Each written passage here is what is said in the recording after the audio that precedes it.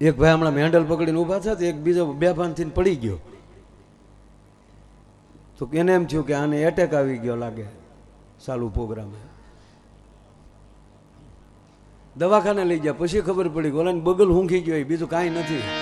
એ નાયો નહોતો 20 દી થાય. એમ બિચારા કંઈક નહીં ઊભા હોય, નહીં એવા પાડોશી એને મળ્યા હોય.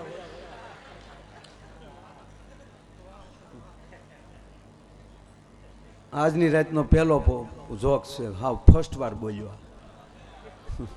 એની અત્યારે જ ઉગ્યું પાછું. એક દીકરી હાહરે જાતી હતી, એટલે હાહરે જાય તો રોવે ને. એમ હાહરે જાય દીકરી એટલે રડે ને. આ નહોતી રોતી, બોલો. એ બધા અમે દાંત કાઢતી હતી. જેને આમ દાંત કાઢી રોવે.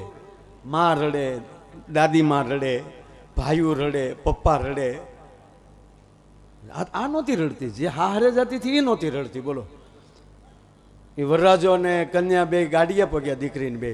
તો વરરાજો બચારો જોવે બે કોઈ આખું ઘર રડે, આ સામે ઊભી.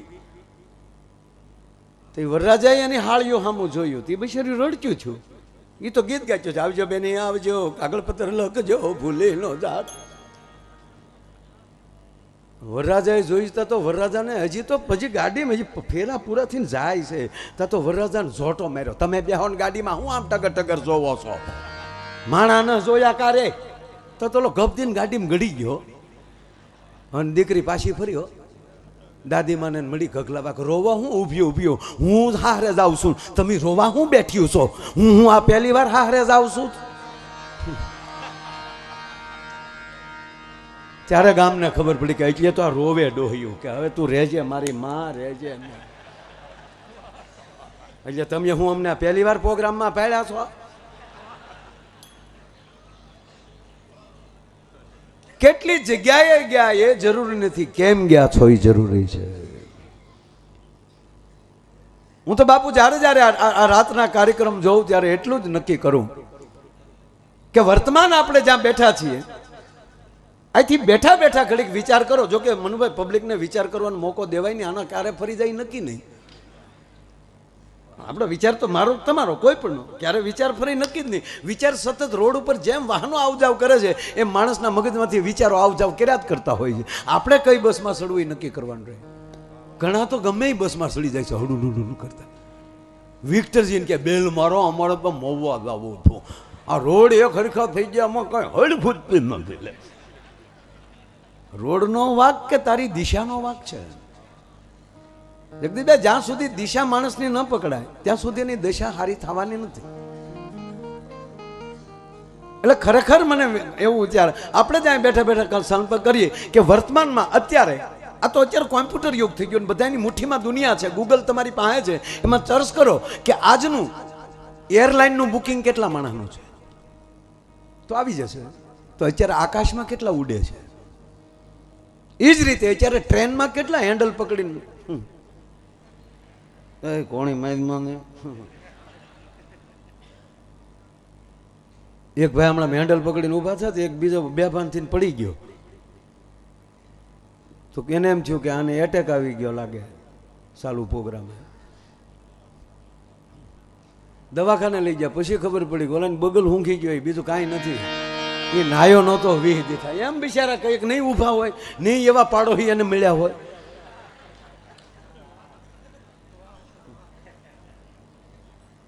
આજની રાતનો પહેલો જોક છે. હા, ફર્સ્ટ વાર બોલ્યો. એની અત્યારે જ ઉગ્યું પાછું. તમે ચર્ચ કરો, મારું કહેવાનું સારું. એટલું જ માણા એસટીમાં કેટલા હશે, પોતપોતાના વાહન લઈને રોડે કેટલા હશે, ઘેરે કોઈ છે જ નહીં. બાયુ બિચારી વાટ જોઈને બેઠી, ક્યારે આવે રોજો. નહીં, તમે આ હું ચર્ચ કરું, આમ કેવલ અનકભાઈ, આ બિલકુલ જોક્સ નથી, રિયલી વાત કરું છું. અનકભાઈ, રોડે કેટલા અત્યારે ખટારા લઈને કેટલા નીકળ્યા હશે, ટ્રક લઈને કેટલા જતા હશે, પોતપોતાના વાહનો લઈને કેટલા જતા હશે, કોથળીઓ પીને કેટલા રોડ ઉપર પીડ્યા હશે. અરે છોડો, પોતાના સ્નેહીઓના બાવડા પકડીને હોસ્પિટલમાં કેટલું માણા પીડ્યું છે. એને બદલે સદગુરુનો પાડ મારો અને માં સોનબાઈ માની કૃપા ગણો કે આપણે ક્યાંય નથી આજે એના કાર્યક્રમમાં રાતે બેઠા છીએ.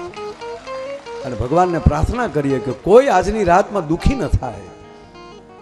હે માં હોનલ, કોઈની માથે પીડા હોય એના ભાંગીને ભૂકા કરે. હે સદગુરુ ભગવાન, એની પીડાને ભાંગીને. પણ અમે તમારી કૃપાથી અમે આનંદ કરીએ છીએ. અમે આવા સરસ કલાકારોને સાંભળી રહ્યા છીએ, આવા મહાપુરુષોની હાજરીમાં બેઠા છીએ. અહીં બમ બાપુ બેઠા, દર અમાસે કાર્યક્રમ રાખે. બાપુ પાકું પાકું. અને બાપુ મને ખરેખર થાય કે 5-7 જ વર્ષ છે, જેને નકારાત્મકતા કરવી એ કરી લેજો, ન સ્વીકારે એનો મુબારક. બાકી આ મહાપુરુષો એટલી કથાઓ કરે છે, આવા મહાપુરુષો એટલા ભજન કરે છે. અરે કોઈના લગ્નમાં બાપુ આપણે ગયા હોય તો કદાચ આપણે ફટાકા મારતા હોય, પણ આ દેશનો બ્રાહ્મણ 2 ચમચી ઘી ચોરીમાં હોમે છે. એ ક્યાં જાય? એ ચોરીના યજ્ઞથી લઈ અને મહારુદ્રો સુધી, અતિરુદ્રો સુધી, સહસ્ત્ર ચંડી સુધી, અને કરોડો માણસોએ સાહેબ આ કથાઓમાં ભોજન કર્યા. એટલી કથાઓ થાય છે. અને કોઈ ગામ બાકી નથી જ્ઞાન કાંઈ નહીં તો નાનો એવા ભજન થાય છે. આ અને ખાલી કેવલ ને કેવલ ઘરના અખંડ દીવાના, આપણી માવુના થડાના ખાલી અખંડ દીવા, એની જ્યોતની ઓરાઓ ભેગી કરો. વિશ્વમાં કોઈના બાપની તાકાત નથી. ભારત જેટલી એટલી ઓરા ક્યાંય થઈ શકે ભલામણ. એ ઓરા ક્યાં જાય પણ નથી આવતી. એનું કારણ એ છે કે આપણી પાસે થોડીક નકારાત્મકતા છે. નબળું સાંભળવું અથવા તો સારું સાંભળતા હોય એમાંથી નબળું કેટલું લાગે એટલા ટુકડા કરી અને જગતને સામે નકારાત્મકતા ઊભી કરવી, એટલે એ વોરા આવી એકતી નથી. પણ એ બધી વોરા છે એ આ નકારાત્મકતાને ચીરી અને છેલ્લા 5 વર્ષની અંદર એ કંઈક નવી વોરા તરફ જઈ રહ્યું છે. પૂજ્ય બાપુનો સંકેત છે આવો. એને કોઈ રોકી નહીં શકે. આ નરું સત્ય છે. નાની એવી વાત કહી. ગઈકાલે જ બોલ્યો હું કે મહાપુરુષોને મહાપુરુષ શું કામ કહેવાય છે? એમાં હકારાત્મકતા છે, એમાં નકારાત્મકતા નથી.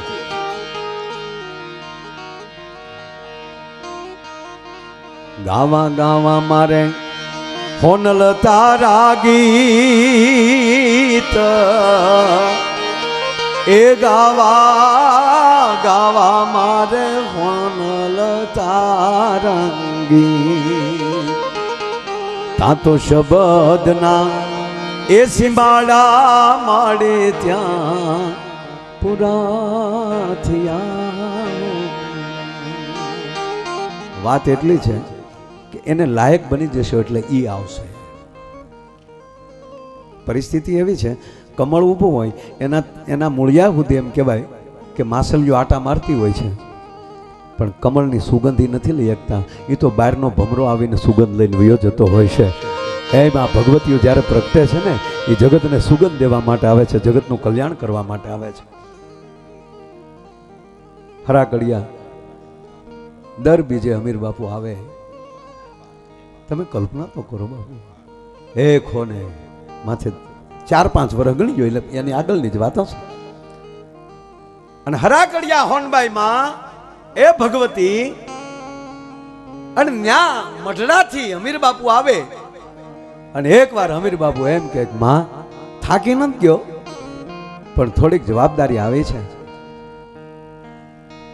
અને ત્યારે ઈ હરાકડિયા વાળી હોનબાઈ માં એમ કે અમીર બાપુ તારે હવે ધક્કો ખાવાની જરૂર નથી.